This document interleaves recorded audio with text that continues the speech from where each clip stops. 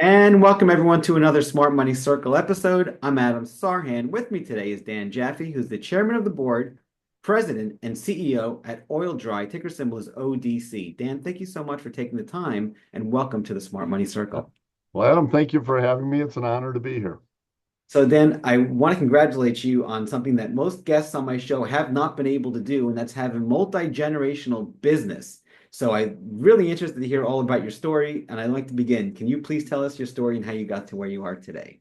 Yeah, so I am the third generation, and as everyone knows, the first generation starts it, the second generation grows it. That'd be my dad, and the third generation runs it into the ground. And I was doing that quite nicely when I first took over. But in all seriousness, 1941, my grandfather is selling automobile parts door to door in Chicago, and he sees they're using sawdust, which is free, to take oil off garage floors. So, but it was flammable and it was slippery. And he came up with the idea to use a mineral called Fuller's Earth, which was non-slip, non-flammable, and he created an industry called Oil-Dri, taking oil off garage floors. So while he was running the company, it was a distributorship. And then my dad joined in 1960, and my grandfather actually died in 1962. So my dad now has this business that's a distributorship. It has five full-time employees, and four of them are his uncles. So it Wow. was really a small little thing doing less than $1 million in sales. And my dad realized we were going to get squeezed between the end users and the miners. So he started a vertical integration strategy. And that was truly you bet your life. He was using the house as collateral, personal guarantees. There was no separation then because those are the only assets he had. And he started to acquire the companies that were supplying us. And finally got enough momentum where in 1971 he took us public to spread the risk, let some of the minority shareholders have some liquidity and get out, and frankly, create liquidity for any of the investors and transparency for the family. So in 1971, we go public, and he runs it until 95. And then I take over in 1995. And as I said at the outset, it ran me from 95 to 2000. But I've been running it with my team since 2000, and we're very proud. We've been on a nice 2-decade run now. Wow, congratulations. I absolutely love that story from a business owner myself, and I have kids, and I'm like thinking to myself, man, three generations down the road, they're doing something right. So thank you for sharing that remarkable story. Let's talk about the business. Can you please let us know a little about what Oil-Dri does and some of your competitive advantages? So at our heart, we're all about our mineral. Our mineral is calcium bentonite, and our mission statement of creating value from sorbent minerals means we get into the real R&D of our mineral. And so we're in a bunch of different businesses, but the same central theme is the mineral. So we sell cat litter, and we're in almost 20% of the market baskets in the US for cat litter. We have almost a 20-unit share. We don't have that large of a dollar share because we do a lot of private labels. The cool thing we did with cat litter, though, was we turned the industry on its head for the better. We saw where Unilever and Procter were launching liquid concentrated detergent. This is years ago, the 2X, the 3X.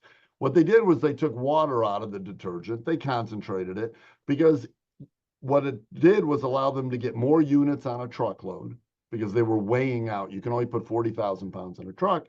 And what were they shipping to Walmart or the distribution centers? Water. And what did you have at home? Water. So they took water out and they did it. So I'm at a trade show and I wake up in the middle of the night and I just read this whole article. And I'm like, holy cow, we can do the same thing with cat litter, but it's different. Ours isn't concentrated, but we're going to deliver all the volume, but with half the weight, because consumers fill cat litter by volume. They fill to 2 or 3 inches. They don't weigh it in. They don't put it on a scale and say, I need 10 pounds. But before Oil-Dri, cat litter was denominated in price per pound. And it was a race to the bottom. Our competition was putting rock in the cat litter just to make it weigh more. So it looked like you were getting 5 pounds free when you weren't. So what we did was say, we're going to deliver all the volume, same size as the competition, only theirs weighs 20 pounds and ours is going to weigh 10.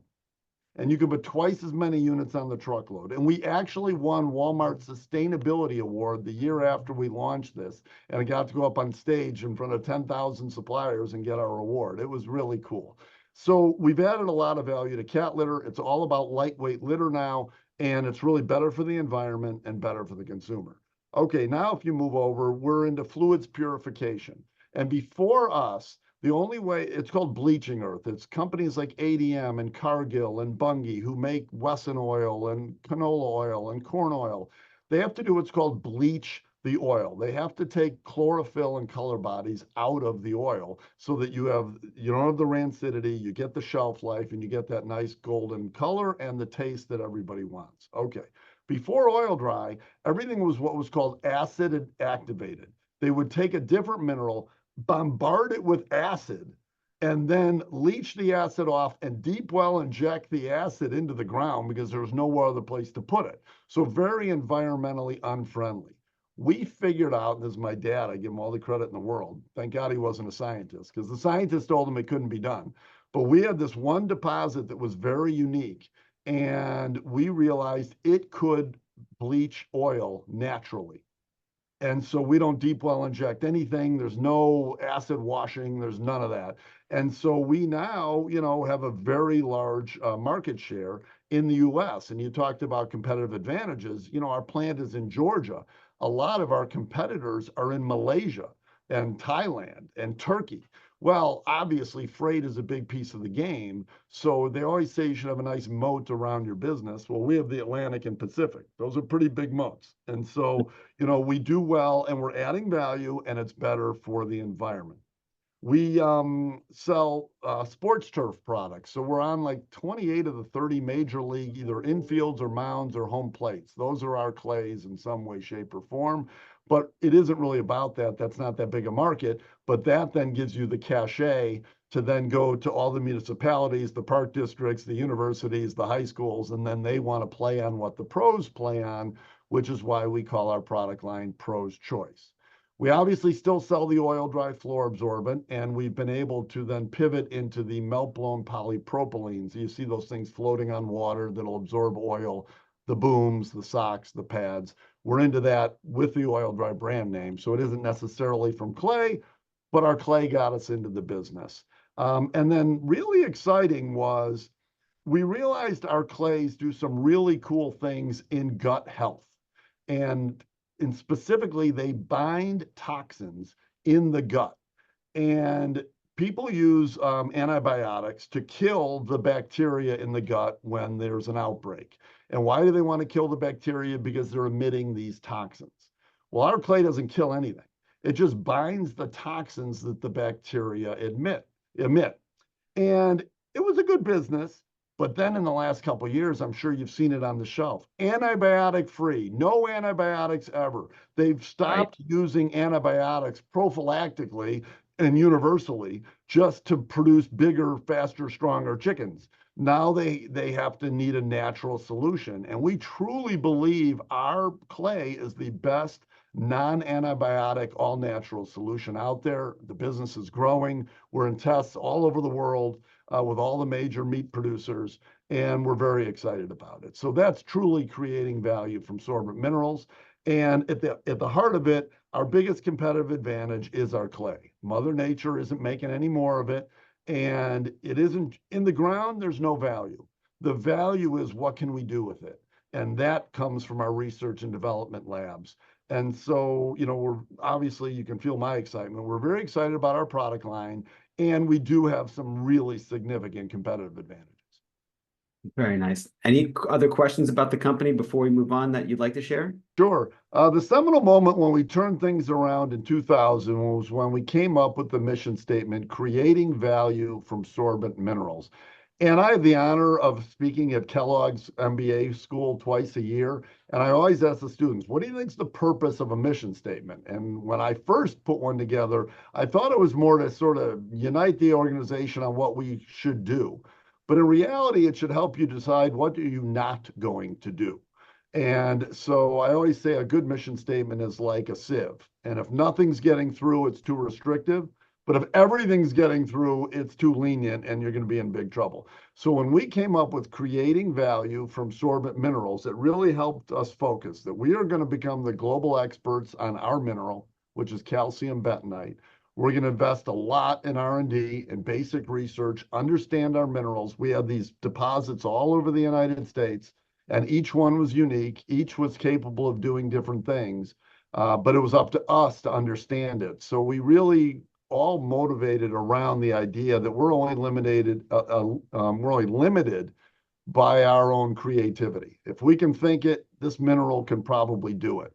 And that's what we've done. And so our business is all around that. I mean, we won't get into too many heavy numbers or anything, but your listeners probably have been aware of something called Moneyball. They've seen this whole thing of getting into analytics. Well, we call it Mineyball because we're obviously a play on our mining business. But just some simple numbers. In 2000, when we were losing money, we sold 1 million tons and we only made $20 a ton gross profit, $20 million ish. This past year, we only sold 780,000 tons. So you're like, Yeah. holy cow, 24 years later, your volume's down 22%. Right. Our gross profit was over $150 a ton, which is what the sales price was back in 2000. It's all been this idea of let's get out of commodities. Let's not bid on bulk, pennies per pound profit stuff. Let's get really close to some really great companies and figure out if we can help satisfy some unmet needs that they have. And we've been able to do it through our clay. So we've been playing Moneyball. We've been able to raise our dividend for 21 years in a row now. And so it's really worked. Yeah, I love it. Congratulations, number one. Number two, revenue is expected to explode going forward. You've got earnings that are doing phenomenal. Your stock price is at record highs. So, I mean, hats off to you. Just even the last few days, you had an explosive move after earnings were up 50% year over year. So, I mean, just absolutely fantastic. Dan, let's talk about some timeless advice, which is my favorite part of the show. How do you handle risk, and what are some mistakes you see people make with respect to risk management? Risk is interesting at Oil-Dri. My team is very complimentary of me that I de-risk things. And it's not that I'm such a genius. I would say the key to our success is, yes, we're a public company, but we are closely held. We have these two classes of stock, and a lot of investors don't like to hear about two classes of stock, but it's allowed us to de-risk some pretty risky situations because I personally get to vote 62% of the shares of the company. So I always tell, my team, I'm pretty fond of myself. I'm not going to fire myself if this thing goes south. And so we've been able to do some things that a lot of companies can't do. I mean, major customers, when there's high inflation and you go to a major customer and you need a price increase, they'll usually hit you with, well, our manual says you got to give us 90 days notice, or we have a contract, come back in a year. And I've been able to have really good business discussions with my major customers. They recognize we're not just coming here to be greedy. They can read the papers. They know Right. what's going on. And I always tell them, look, you rely on us to give you the quality and quantity you need and to give you the price value relationship that's so important so that you benefit from this relationship. Well, that means we're priced really aggressively. And when something big happens, we've got to address that pricing, and we can't wait 90 days. The world isn't waiting 90 days for us. The cost of pails, the cost of fuel, the cost of whatever, freight has gone gaflooey, and we need this increase now. And some of my major customers have gotten a little combative, and they'll say, are you telling me you're going to stop shipping me? And I always say, I don't look at it that way. I look at it as you're telling me you're not going to order. I mean, my job is to tell you what my prices are. And yes, it would devastate me if you decided not to order. I always am very deferential. I mean, my big customers, I need them a lot more than they need me. But they need me healthy. They need me Right. profitable. Even if in the short run they don't know it, they do. And honestly, those kind of conversations have gone well because we've had really good business partners. And you talked about risk. I have a great team. My CFO came from Johnson Controls. The head of my consumer business and all retail and wholesale came from Clorox. The head of ops came from Unilever and Procter. I mean, these are name brand preeminent companies. And they all to a person say, we could never have done that. There's no way Unilever would have told one of their top 3 accounts they're going to stop shipping them. or Clorox. And I don't say stop shipping, but you get the nuance. And Right. so, that aspect of it is unique to Oil-Dri. We're that hybrid company. We're public, but we're closely held. And I always let my shareholders know that is the positive part of having two classes of stock, is that we're able to respond. I love that. So what you're saying basically is that you're not saying you're going to not ship. Of course, you're going to ship. You're going to honor your side of the street. But at the same time, you go to the client and you say, listen, we want to make sure the entire ship can continue to ship going forward. And in order to do that, the prices have to come up because we're paying more for the goods that we were paying when we first signed the contract 10 years ago, whatever it was. So, and the fact that you've got the control allows you to make those decisions without having the backlash of a lot of CEOs I interview on the show. And as you know, and the audience knows, they're very myopic. They're looking quarter to quarter. Hey, we missed the numbers this quarter. And then they can't plan 6 months, 12 months, 18 months, 36 months, 60 months down the road because they're looking at the next 20 minutes. I respect that tremendously because that is so powerful. Like in investing, they Literally, say decades, not weeks or not months, correct. that kind of style. Yeah. Literally, our corporate mascot is Digger the tortoise, and it's a tortoise with a hard hat on to rep and treads for like heavy mining equipment, and he looks like a Digger the tortoise. And I always ask my investors, do you want us to be the tortoise or the hare? And a lot of times they'll be like the hare. I'm like, well, why? The hare lost the race. Right. And I have to tell them it's because you're not betting on the whole race. You're just betting from here to the tree, which is the quarter. But I'm Yep. in it for the long haul. And so, and then, well, but the tortoise went slow. I said the tortoise didn't go slow because he was lazy. He had stubby little legs and a shell. He went as fast as he could go. He wasn't lazy. He went as fast as he could go without jeopardizing future results. And Mhm. that's what we are going to do. We are going to go as fast as we can as an organization without jeopardizing the future. And they get it, and it's worked. I love that. That is absolutely brilliant. So let's talk about some timeless lessons, Dan, that you've learned along the way that you'd like to share with the audience, please. Yeah, I mean, some of them are going to sound trite or come on, that's obvious. But I'm telling you, the biggest mistake I made in business was assuming that everybody was as honest and well intentioned as I was. Mm. And when I took over, I got surrounded with some people whose motivations were not long term. They were very myopically focused, or they were very intrinsically ego, me, I, versus we, us. Mm. And ended up having to have almost 100% turnover at the senior level during that chaotic 1995 to 2000 period. And so now I trumpet ethics. I tell my team, look, if this resonates with you, don't thank me. I have nothing to do with it. Go home and thank your parents. This is a 0 to 5 years old thing. Yep. And all I'm telling you is this is the way we're going to run the organization. We have close to 1,000 people, and I need all 1,000 pulling in the same direction and not questioning the motives of the other people, in a tug of war pulling the rope. So you have one goal every year, and that's to conduct yourself honestly and ethically. And if you don't do that, I didn't fire you, you quit. I Yep. just took you off the payroll when it hit my desk, but you Right. handed in your resignation when you made that move. And it isn't to paralyze people from taking risk. I say our number one lesson learned is if you're not making mistakes, you're not doing anything. Right. But number two is you don't learn anything by getting kicked by a mule a second time.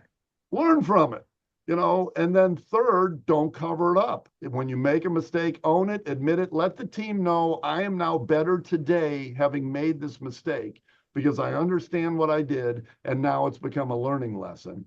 But if you cover it up, as Nixon showed, the cover up is often worse than the crime. Now you've committed an ethical breach, and that's your problem. It isn't the mistake, it's the cover up. So, the number one lesson is just, we've all seen it in school. I mean, it hit me like, duh. People were cheating in school, cheating here. And then what did I think? They left the planet? No, they went into the working world, and I was hiring them indiscriminately. Right.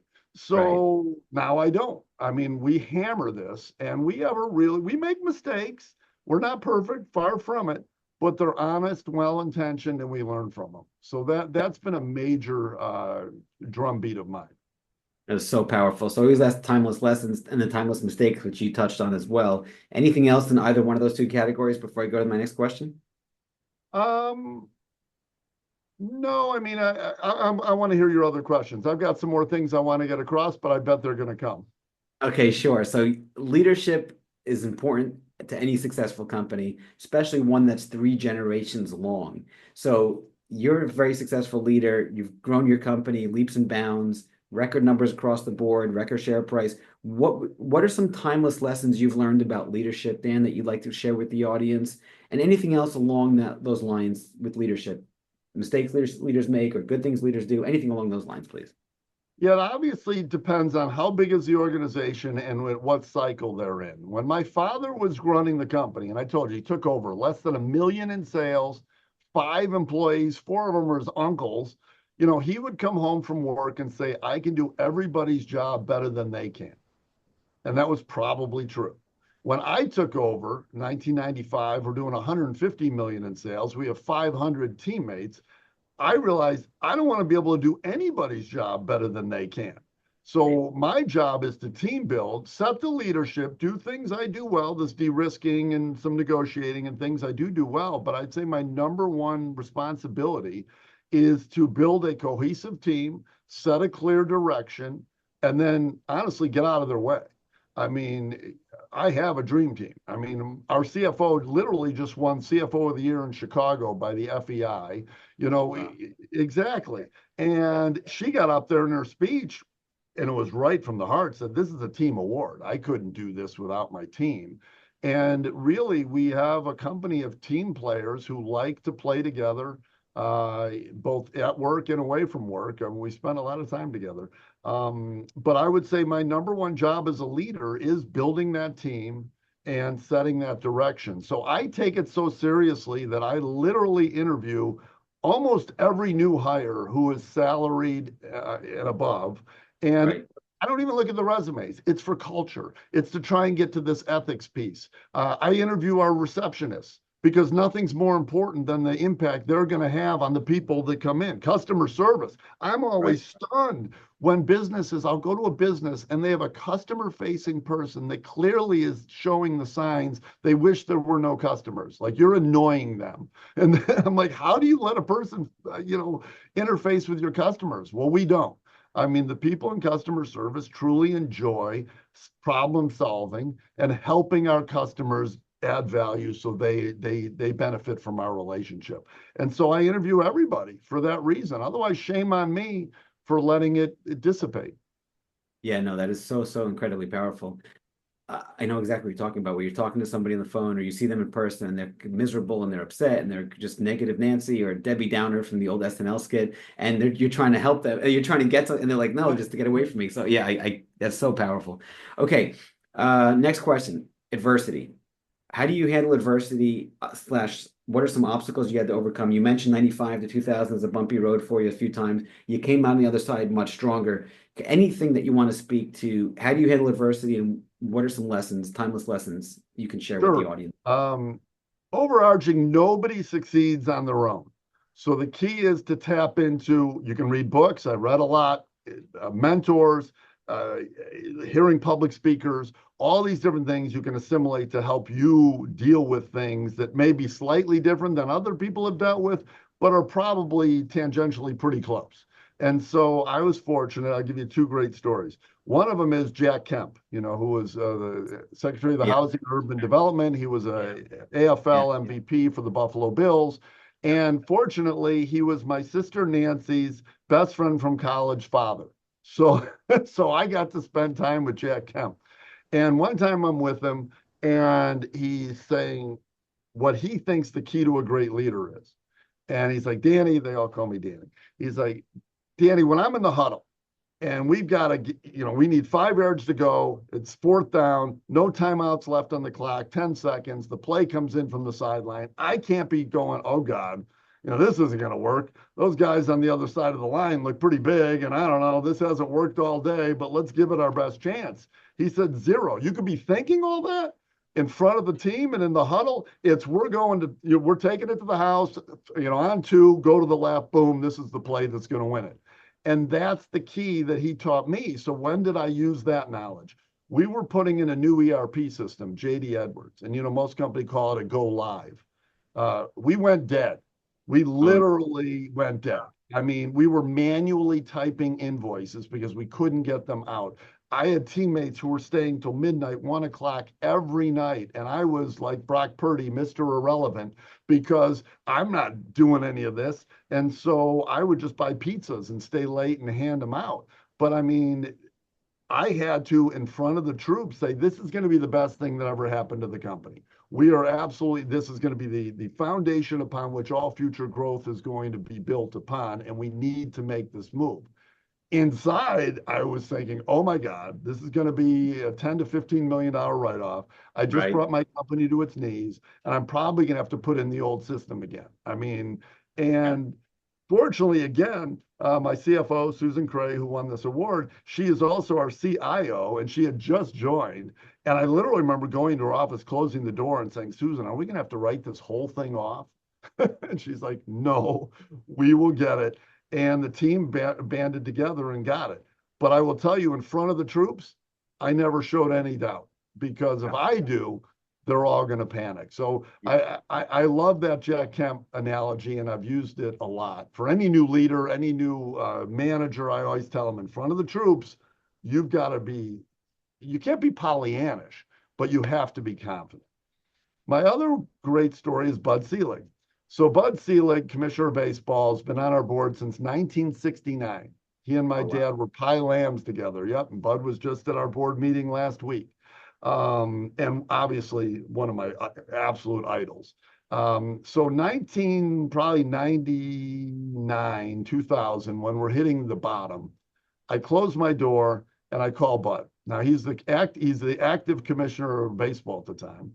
And I said, Bud, I can't do this. I quit. I'm done. And he picks up the phone. You know, you're always on speakerphone. He would have 5 people in the office and he had 3 TVs going. But he knew this was a moment when Danny needs me. And he picked up the phone and he said, Danny, do you know what the only thing that separates the winners from the losers are? I said, no, Bud, what? He's like, the winners get back up. He said, Mm. everybody gets knocked down. And here was my hero regaling me with all the times he felt like he was failing, and he wasn't going to get baseball back to Milwaukee. He wasn't going to get Miller Park built. You had the steroid era. You had all these things going on. And I realized that everybody fails and the winners just get back up and they learn from them. And he gave me the old thing of, look, I can't tell you what to do, but I can tell you what not to do. Stop Right. doing what you're doing. It's not working. So pick a Yep. different strategy and give it everything you got. And if that doesn't work, you'll pick another new strategy, but you're not quitting, because then you'll always be defined as a failure. And that's when the team and I banded together to come up with creating value from sorbent minerals. We realized chasing tons was putting us out of business, and better to do less volume and add more value. And so those were 2 seminal moments that really changed my life, and I love to share those stories. Wait, so you were about to give up, like throw in the towel and just I was fold it? totally done. I call Wow. Bud. I'm like, Bud, can you Wow. get me a job in baseball? I'm Wow. done. I mean, we're failing. We're losing money. We're blowing debt covenants. My sisters, I mean, I joke, they weren't talking to Yep. me. Yes, they were talking to me, but they couldn't have been happy with me. Right. Right. My dad actually came into my office and said, you know, if this all goes to zero, your mother and I will be okay. I mean, how's Wow. that? You're a 35-year-old kid, and this is, you know, the pat on the back you're getting. So no, I was done. I mean, I literally was quitting and hoping Bud could get me a job somewhere in baseball. Wow. That is absolutely remarkable. What a great story. Thank you for sharing.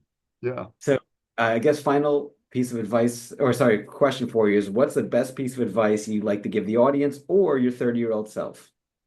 Well, we were talking about this before. You got to recognize I took over a New York Stock Exchange public company at 30. Well, that's ridiculous. And obviously it had a lot to do with nepotism. I'm not going to tell you I was the clear person out of 800 people. Although I did, I mean, every chance I got, I tried to take advantage of it. I moved up to Canada, ran our subsidiary up there, and we did very well. So it wasn't totally crazy, but it was pretty crazy. So the advice I'd give my 30-year-old self was, don't take the job at 30. Like, you weren't ready. You needed more experience. I did go back in '02 and got my MBA at Kellogg. So that was at 37, 38 years old to 40. And that really helped me because I did work at Price Waterhouse, but only for like a little over a year. All I learned was I didn't want to do that anymore. But really the Kellogg MBA helped. So my 30-year-old self, I would say, don't take the job. Make sure you get some more experience, more miles under the belt. Experience is a great teacher. But in general, if I'm telling anybody, it's look, most high achievers are pretty smart.